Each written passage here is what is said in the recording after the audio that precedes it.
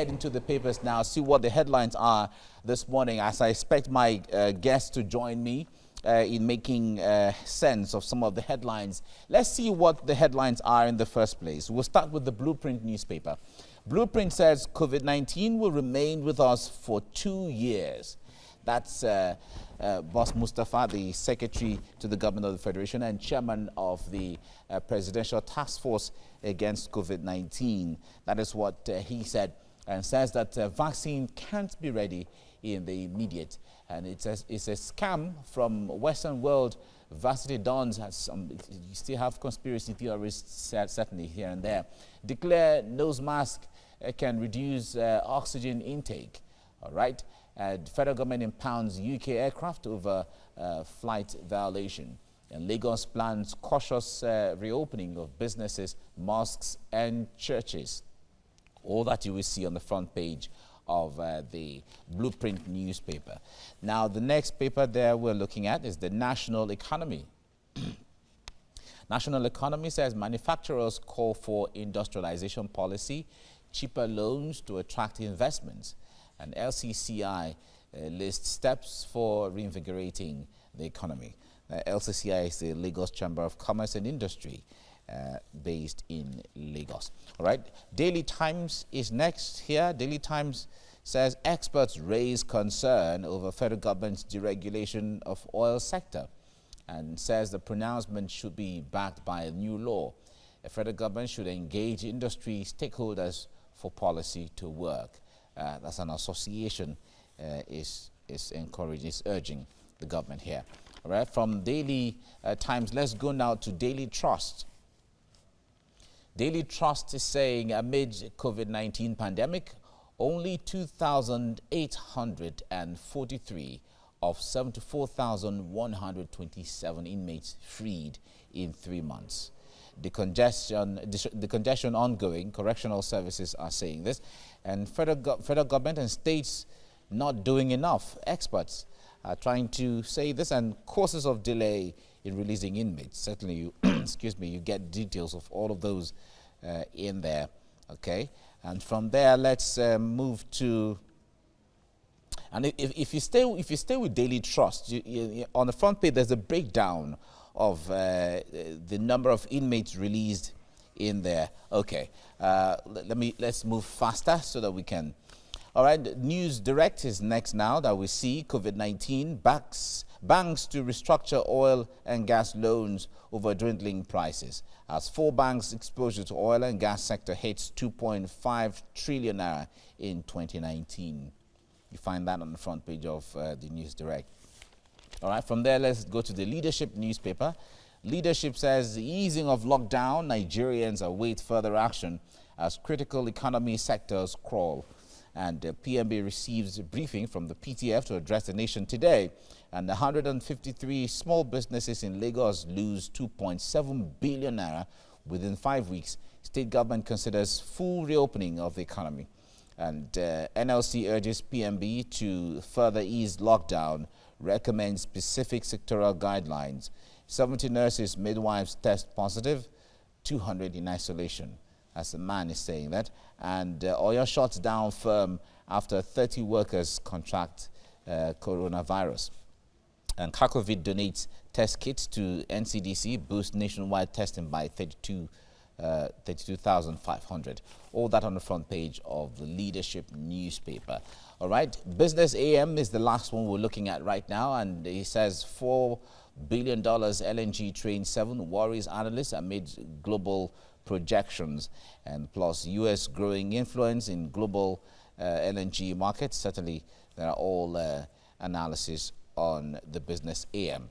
All right, my guest, Dr. John, is joining me on Skype to help us make sense of some of the headlines. Dr. It's good to have you join me this morning. It's good to have you on. Now, the story on the front page of the Blueprint newspaper that says COVID-19 will remain with us for 2 years. This is by the chairman of the Presidential Task Force against COVID-19, Boss Mustapha, and the Secretary to the Government of the Federation saying this. Now, a lot of people will say this is scary, but analysts are actually saying that coronavirus might not leave anytime soon. What do you make of this?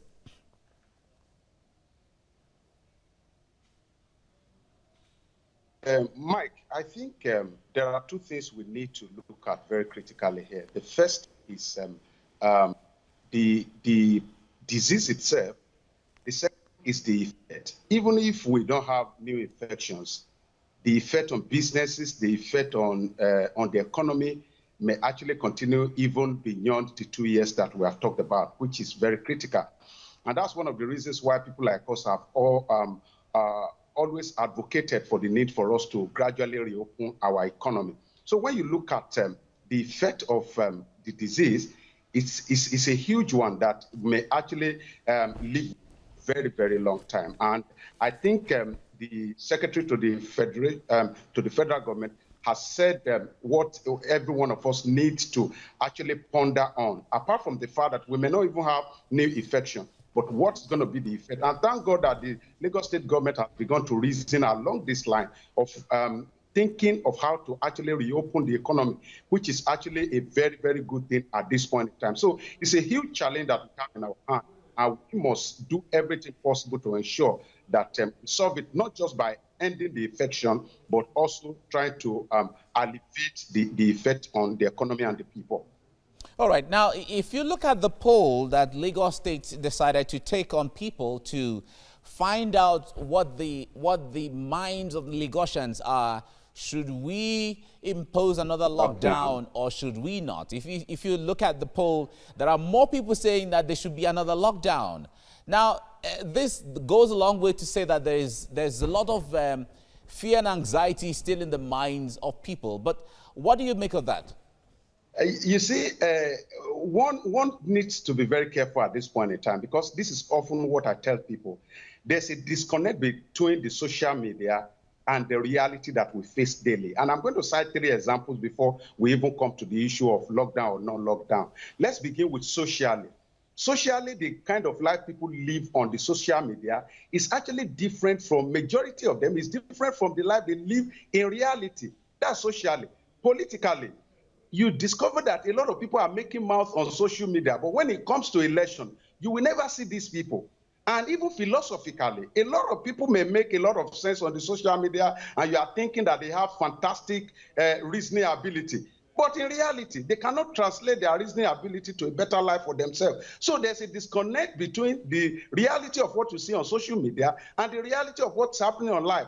Majority of those people who will go on social media and comment, have they reasoned about the impact of the economy? These are the people who have data, and the majority of them who can live comfortably in their house for the next 2 weeks. Are they considering the people who cannot live in their house for 2 weeks? Are they considering the effect on the economy? Let's put it in perspective, Mike. What is the death rate even in Nigeria? What compared to even in the recent of it before the COVID-19? Between 1970, we used to have 26 deaths in the adult population per 100 population per 100. That is to say, between 16 and 60. But in 2015, it has climbed to 34 deaths in 100. That's our adult population. And now this thing grows about 2.4% annually. So naturally, we have issues with death in Nigeria. Now, one of the newspapers that you read this morning, one of the headlines there says that my mother got healed. Immediately she got to know that I got appointment with NNPC. That's coming from somebody. It shows that majority of the sickness that we have are tied to our economy.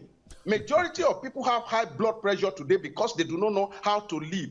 So let's forget about, and when you even look at the population, the percentage of people that went on social media to vote, compare it with the 23 million people that reside in Lagos, you will discover that it does not. Oh, we lost that signal there from Dr. John, but we thank you very much for joining us on the program. Dr. John is a leadership and communication strategist, and we were talking on about some of the headlines on the papers